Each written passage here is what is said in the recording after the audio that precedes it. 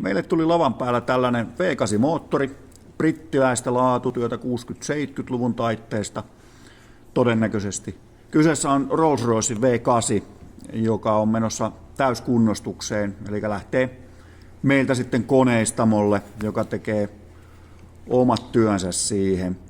Ja tähän sisältyy myös nuo sylinteriputkien puhallukset ulkopuolelta. Sinne oli kertynyt hirveästi kattilakiveä ja muuta epäpuhtautta, ja ne saatiin sieltä sitten pois.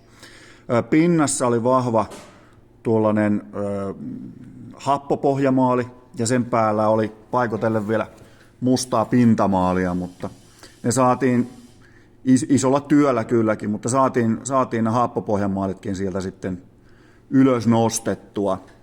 Ja lopulta tuolta sylinteriryhmästä esimerkiksi, niin kun sieltä saatiin kattilakivi pois, niin lopputulos on varsin siistiä ja sieltä näkee mahdolliset vauriot. Ja kun ruvetaan katsoa lopputulosta, niin kyllä tässä on vähintään samanlainen hohde kuin Jaguarin V12-moottorista samalta aikakaudelta. Eli tuo alumiinin hohto on äärimmäisen hyvä ja hieno, kun sinne antaa vielä vähän valoa, niin se todellakin säihkyy.